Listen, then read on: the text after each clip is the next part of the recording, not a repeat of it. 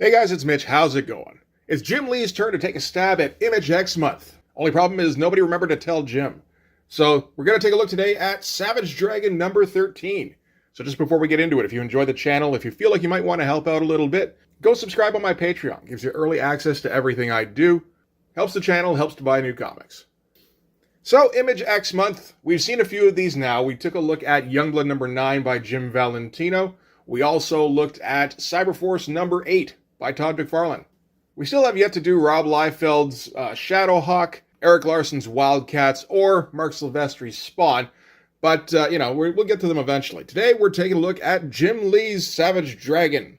Except it's not Jim Lee. Jim Lee does breakdowns, and I think he does some kind of loose breakdowns at that. This is really Richard Bennett's Savage Dragon, which is not the same thing. I don't think too many people were getting too excited to see Richard Bennett's take on Eric Larson's character. But this is October of 1994, and Jim is well into publisher status, where he doesn't have time to actually draw, so you probably shouldn't have taken part in something like this, or, maybe assign one of your good artists to it. Because at this time, Richard Bennett just ain't that guy. I don't know if he gets particularly good. Maybe he does. I think he gets, okay. He's the brass guy. Okay, that makes some sense. But, we wanted to see Jim Lee trying to draw Savage Dragon, Jim Lee trying to draw some of Savage Dragon's villains. Let's see his version of Overlord, or Cyberface. Yeah, Cyberface is one of them. Hellraiser. Mako would have been fun. Or Skullface, that's the other one. Okay. Let's see him try to make some sense out of those things. But no, this isn't even going to do that. This is going to have Savage Dragon in it a little bit. It's about as much a Grifter story as it is Dragon. So, it's one of those things. So, let's just get into it, I guess. We'll take a look at the cover. That's a fine cover. It's a good pinup. That's all it is. But it's a good pinup. Again, this isn't even a Jim Lee completed pinup. You'd think it would be Jim Lee by Scott Williams, but I guess Scott was busy because I think Richard Bennett is doing the inks on this.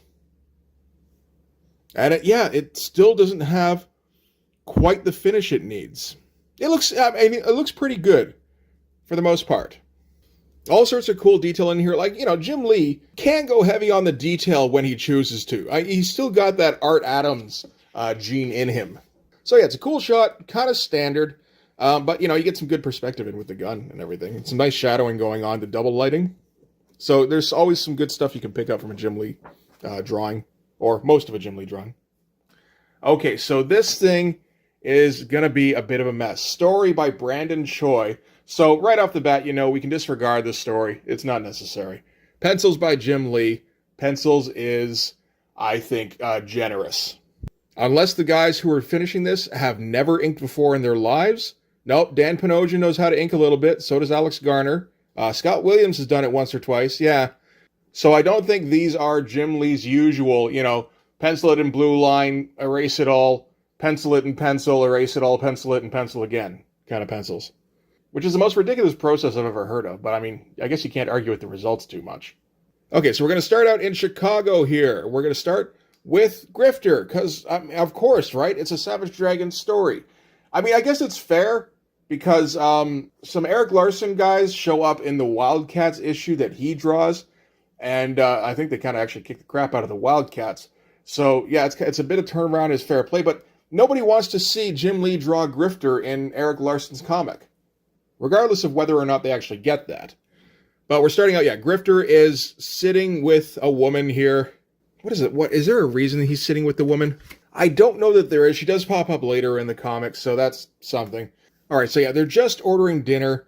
In the meantime, the focus is also supposed to be on these two guys here, who are going to be conducting a criminal business transaction. We don't really realize that, though, because, if you follow the word balloons, okay, you're supposed to go around this for Grifter and the girl, Alicia. Only then this pops up out of nowhere, and it feels like it should fit into this conversation here, but it doesn't, obviously. And right off the bat, we are severely underwhelmed.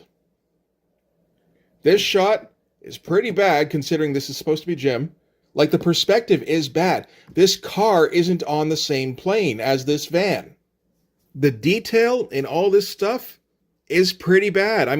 he's trying to keep up where he can, but like you get into like the forearm here, and right away you see that there's something really wrong going on. This is definitely not Scott Williams. This is a guy who doesn't really know what he's doing. And like, no shade on Richard Bennett. I don't even really know what his stuff looks like. I'm like, kind of. I think I've taken a look at brass once or twice. But like, you know, he obviously can't keep up. So what are you doing getting this guy to do your work? I'm guessing Alex Garner couldn't do more than two pages. Well, he's in 1994, late 94, Gen 13 maybe? Yeah. Dan Panosian's only doing 2 issues. I guess he's probably doing profit. Like, could you not find somebody? What is Scott Williams doing? Isn't he usually drawing Wildcats? I don't think he's doing it this month. You couldn't hire anybody else who knows how to ink? Like, this is the kind of thing I would not have minded seeing Jim try to ink himself, like do kind of a fast job, because he can do that. Except that he doesn't like that to show up on the actual finished comic page. But, I mean, you know, if you can't get Scott Williams, you can't get actual professional comic book inkers, like, do a little bit yourself, man. But, you know, Jim Lee's not just making comics at this point. He's also making deals. He's businessman Jim Lee. And you can't really fault him because, like, well, I mean, I can, and I will. But, you know, it doesn't matter because Jim Lee's still rich. So, like, he still wins, right? And part of the reason he's rich is because he's made all these deals and was trying to be publisher guy, even though it's not a role that he was really suited for. So, this is supposed to be Jim Lee's Savage Dragon. And again, even from where we were on the cover, this is disappointing. The proportion's all off. I'm hoping this is a video screen and not a window. I can't really tell. If it's a window, then the perspective is all wrong. So I'm just going to assume it's a video screen. All right, so we're going to cut back to this guy here. He's whatever the Chinese version of the Mafia is. And he's meeting with some dude who is a Russian mercenary. Apparently his name is Spetsnaz, which is confusing because here he's like, the Demon Seed has hired the renegade Spetsnaz as his enforcer. So I figured, like, you know, a renegade Spetsnaz agent. But no, it's a renegade agent named Spetsnaz, who's probably also a renegade Spetsnaz agent. Like, you're allowed to read Tom Clancy books, Brandon Choi, but don't, like, go importing the shit into your comic. You can't do it correctly. So the deal starts to break down because Spetsnaz here is trying to sort of put his boot on the neck of Kwang. I think his name is Kwang. And of course, he's got to, you know, act all big dog and shit because apparently he works for Overlord. So he works for Demon Seed, he works for Overlord. That makes sense. And it turns into a shouting match. And that's when Grifter starts to look over and notices somebody that he recognizes. And again, yeah, kind of disappointing drawing. Like stuff that almost looks like Jim Lee, but not quite. You know, like what's with how big these eyes are?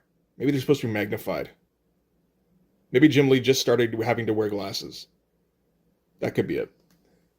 But you imagine like picking this up in 94 and you're like, you've seen like Rob Liefeld's weird take on Shadowhawk. You've seen Mark Silvestri draw Spawn. You probably saw that a little bit later actually. But you know, you've seen some weird takes on some of the Image superheroes. And you're like, oh man, here's the Jim Lee one. And you open it up and it's 3 boring pages by, you know, like if you don't know this is Richard Bennett, you're like, wait, did Jim Lee like forget how to draw? So, the argument reaches a boiling point, which means Spetsnaz has to blow away Kwang. Spetsnaz gets yelled at by his buddy, whose name is Max. Grifter dives in. Bad dive. Man. Like, even with Jim Lee doing the breakdowns, it should look better than that.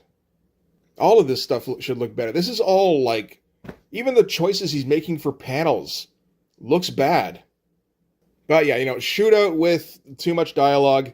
In the middle of it, Grifter hears the name Max, which is Spetsnaz's companion.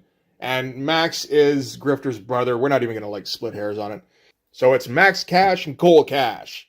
And realizing that Max is here distracts him for a second, so he gets shot and gets pinged in the side of the head. Just enough to kind of crease the skull, probably. Because Brandon Choi read in Tom Clancy books that you can do that and the guy can survive. And at that point, Dragon busts in. This is only page 6. So far, it's been a Grifter comic book. This is the first time Dragon's done anything. We saw him once before this. With Alex. That's supposed to be Alex. And Spetsnaz's minions all have flash suits. So the kind of thing that the Damonites had in Wildcats #1 that they shouldn't have been wearing because they were Damonites and they have like, their creepy alien form. But that's okay. And Dragon starts punching, but he gets very little space to do it. It's weird. It's like they don't realize that this is supposed to be a Savage Dragon comic. I wonder if they've read a Savage Dragon comic before this. It really doesn't feel like it. And yeah, more shootout. Dragon takes a swing at Spetsnaz and misses, which is, I guess, just because he's super fast, that kind of thing. And weak punch attempt, bad faces. At least this stance is mostly Jim Lee. It also makes him look like he's like 8 feet tall, or, like maybe even like 12. But Dragon is supposed to be kind of small, which is, again, have you read a Savage Dragon book? Because, yeah, it doesn't seem like it. All right, so Dragon gets his hands on Spetsnaz, which means he's going to smash him in a second, except Spetsnaz shoots Alex at that moment, so giving Dragon a chance to either, take him in or help his friend, which I think there are a couple at this point. At that point, Max tells them they have to leave, so they take off, so they can go pick up the arms shipment that they were discussing in the deal earlier. And in the credits, they say that this is a page inked by Scott Williams, which is incorrect. I mean, you just have to look at the faces to see that. I'm pretty sure it's this one instead. That said, if that's the case, I think we get a good idea of how little Jim is rendering on these. I don't think there's very much going on at all. Like these figures are very dashed off for Jim. He didn't really work out the perspective on the head here. He went mostly profile, which doesn't really make any sense with where he positioned Spetsnaz. Completely silhouetted Dragon here because didn't want to have to worry about rendering him. Yeah, it's okay. Oh, man, not impressive. So later on, Grifter wakes up at a hospital where Dragon is standing over him and, just glowering. Dragon asks him why he was at the restaurant. He's like, I was taking my friend out to dinner. And he doesn't really have another, good reason to keep him, so Cole is free to walk away. In the meantime, Alex is still hospitalized, still in critical condition, most likely, because she got shot once or twice. I think the first time I saw this issue, this was the page that first really, because, I'm flipping through it, and this was the one where it's like, what the hell is wrong with Jim Lee? Didn't know at the time what was going on with his studio system. Didn't see the inside credit or anything. It's just, but again, if you're flipping through this issue to decide whether or not you want to buy it, and you see that, you're gonna be like, oh fuck, is that Jim Lee's version of Dragon? That's awful. So Dragon keeps trying to push Cole about why he was at the restaurant. At that point, Cole's date, Alicia, busts in. Turns out she's with IO, which is International Operations, I think. And she's going over Dragon's head. She's like, we're gonna take it from here. You gotta stop harassing Mr. Cash. And Dragon confirms it with the captain. At least they put in the same captain. And so, yeah, Dragon has to walk. And just some, catching up, shooting the shit kind of stuff. We learn a little bit about Grifter and Spetsnaz. Apparently they've met before. And Grifter thought he'd killed Spetsnaz 10 years earlier. There's some interesting stuff going on with some of these. Like, that's a decision to put in that much black on Dragon. It doesn't make a whole lot of sense, really. It looks like he's uplit, but then blacked in a whole bunch of the chin. Weird. Okay. So this has got to be a different inker. This is either Alex Garner or Dan Panosian. So I would guess probably Alex Garner. Because you see the stuff that Richard Bennett's trying, he doesn't even try to get any black in there. He's just trying to keep up, and he can't really do it. All right, so, oh boy. Max and Spetsnaz are going to meet up with their employer, which is Demon Seed. This is Demon Seed here. Doesn't really look that much like a Jim Lee character, unless it's Jim Lee. I don't know. It feels like Jim Lee not trying very hard. It's kind of like when he designed Entropy, and he's like, here, have half a mask. And it's like, oh, cool. What, like the top half? No, the right half. So anyway, they tell Demon Seed that the deal fell through, so now they're going to have to go and pick up the arms shipment themselves. And by the end of today, we shall control all of Chicago. Tomorrow, the entire country. So those are some pretty good weapons that they're going to pick up. Okay, so Max doesn't like that I don't know, what doesn't he like? No, he didn't like the fact that Spetsnaz was gunning down everybody in the restaurant. So that makes him sad. Spetsnaz and Demon Seed don't care, so Max goes, fuck you guys then, and leaves the room. And then they're just like, man, I don't trust that guy. He doesn't like wasting civilians enough to join this outfit. And we get kind of a forced transition into Spetsnaz reminiscing, because they're like, they're wondering about Max Cash. They're like, perhaps there was something we've missed in his past. And Spetsnaz goes, the past. Of course, the woman at the restaurant. That's not a link people make, but sure. And now he's remembering that she works for IO. So he's like, I will have to meet you at the dockyard later. I have some old business to attend to. So he knows exactly where she is, I guess. That's a pretty easy page. Not a whole lot going on in the backgrounds on that. A lot of mid shots and close-ups. Okay, so that kind of makes up for it a little bit. A little bit. Ooh, that doesn't look too well. Again, it's not Jim doing the detail on this. This is Richard Bennett. So Max is apparently looking at Wrigley Field, and Grifter comes up behind him, and they do like bang, you're dead kind of thing. Now this is when we reveal that they know each other from previous. We're not revealing yet that they're brothers. They do that a little later on. And Grifter doesn't like that Max is tied up in this gang war. So I guess that's what's going on in Dragon right now. I assume it's interesting because Wildcats does end up going into a gang war direction too that I think is completely unrelated. I guess there's only so many things you can do with like gangs and stuff, right? Oh, now we get a pinup. Ugh. All right. Next issue, the Deadly Duo pinup by guy I've never heard of. All right. Hire some dudes. Hire some real dudes. What's Brett Blevins doing? Or Steve Lytle? Steve Lytle rarely got regular work. I'm sure he could come up with a weird-ass pinup. Better yet, just hire Steve Lytle to draw Jim's version of an X-Month book. That would have been better than this. Still remember his stuff in the Marvel trading cards, like Series 1 and 2. And you could always kind of tell when it was a Steve Lytle card, because oh, this is a weird one with a whole lot of black. It's got to be that Steve guy. So, yeah, they're going to just talk and basically say, you should walk away from the gang. And Max goes, maybe I will, but not yet. And he goes, but you should do it, though. And he goes, maybe I will. And he jumps away. And at least there's, a whole bunch of lines going on here. There's a fair amount of ink. There's even some black. Not a whole lot on the characters themselves, but like in the background here. I like this shot here. So, Jim put some thought into this panel at least, not so much the rest of it.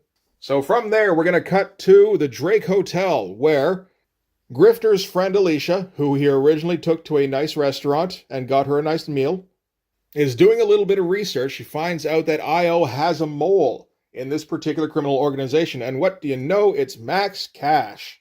And at that moment, Spetsnaz jumps into the room. He crashes through something. And the Drake, I guess it came in through the balcony maybe. Yeah, sure. And happens to look over at the computer and notices, oh, wait a minute, Max Cash works for IO. So now, it's all coming together now.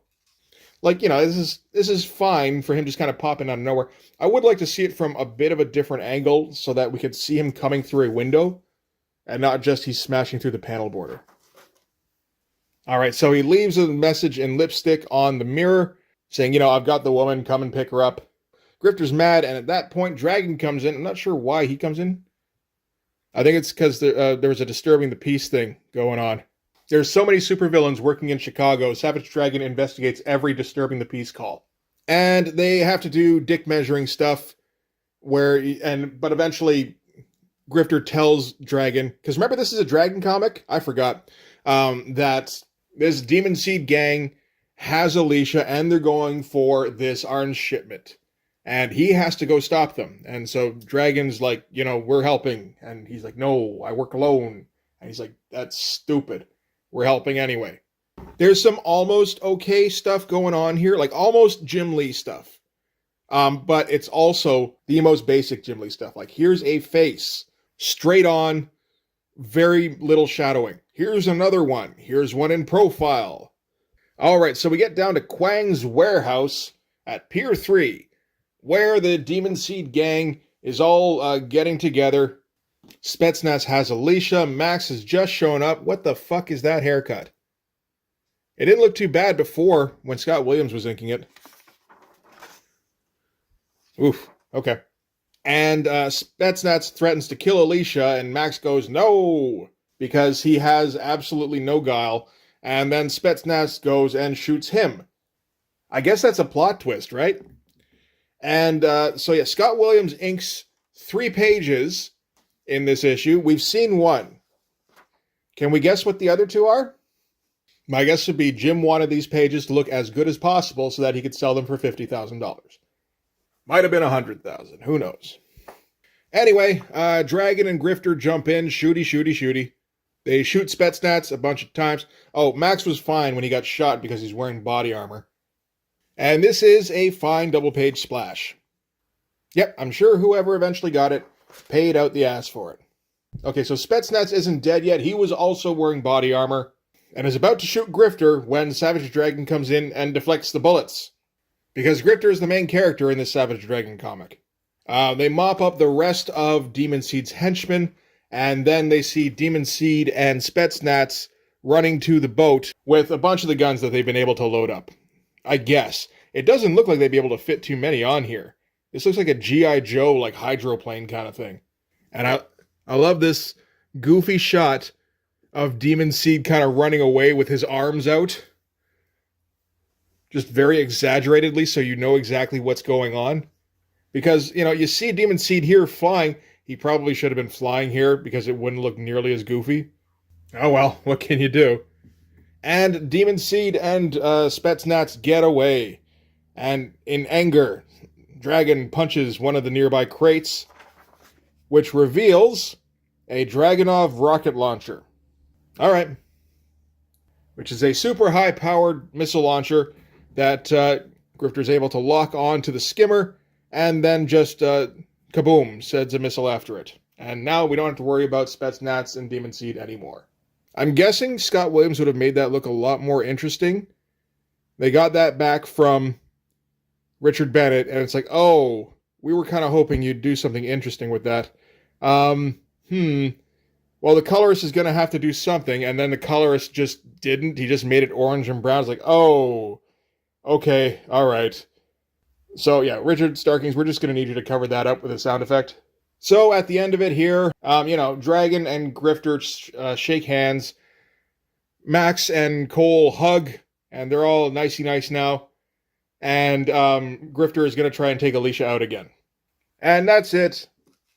That's the end. And then the rest is, of course, all letters pages, because that's how a Savage Dragon book ends. And there are a couple of interesting things in here that I just happened to notice. I wasn't reading all of these, because I can't do that. But I happened to pick up a couple things here and there. Well, for one thing, somebody asked who was his favorite comic artist when he was growing up. He says, Herb Trimpe, and then later Jack Kirby and Gil Kane. No mention of Walt anywhere in there. I mean, you can see the Kirby at least. There is a mention here about how Image X Month might be fucking with people's schedules, because while Dragon has been on time most of the time, he's got Jim Lee doing this thing. Of course, they didn't know that Jim Lee was not going to be drawing very much of this thing at all.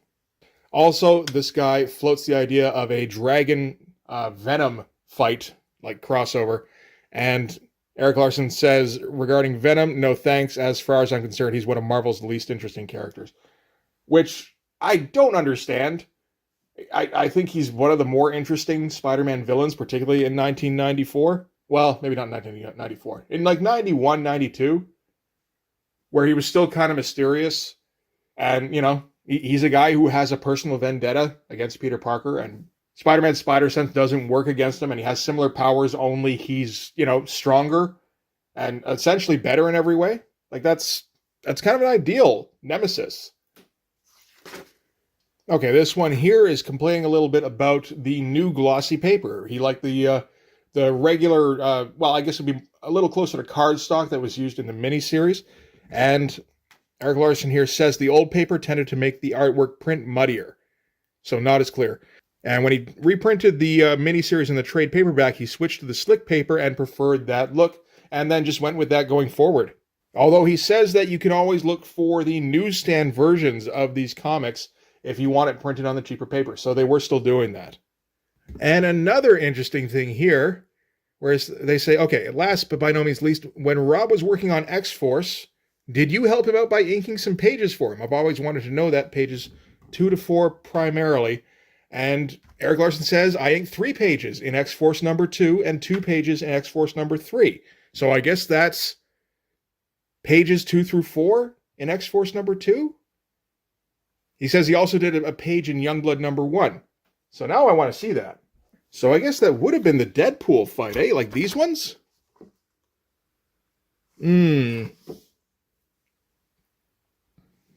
Oh, I can see it a little bit in the metal arms. It's tough because he's mostly going over Rob's pencils and not embellishing very much. And no mention, of course, in the credits. So it would have been this one too, theoretically. Maybe not. I can't tell, but I think, yeah, definitely that 2-3 spread was Eric Larson. Okay, that is weird. Okay, so I won't look for the rest, but yeah, no, it's interesting to just confirm that. And yeah, so that's everything for that I noticed that was interesting, the letters page there. So that's going to do it for Savage Dragon number 13. I didn't enjoy that comic at all. I mean, there was no fun to be had, and it wasn't a Savage Dragon comic. It was primarily a Grifter comic. You used it so that you could tell this story with Grifter's brother that I guess you just come up with and you didn't have anywhere to put just yet. It's like, oh wait, we can fit it in that X month thing. It's like, that's not what it's for. So it feels a little bit like Jim just kind of hijacked this whole event, but sure. I mean, I'm saying that having not read Wildcats number 14 just yet. I think it's number 14. No, 13. So we'll see how that goes. I do know, Eric Larson again mentioned in the letters there that he hadn't seen Savage Dragon number 13 before it went out to press. So he was seeing it at the same time as everybody else. He didn't have any chance to react to it when he was doing his version of Wildcats. But yeah, this comic sucked. The story wasn't great. The art was bad and was not billed as being bad. I mean, at least they gave Richard Bennett a cover credit, but you would expect that would mean inking, not, finishes. And you would expect that Richard Bennett would know what he was doing. So you would be incorrect twice.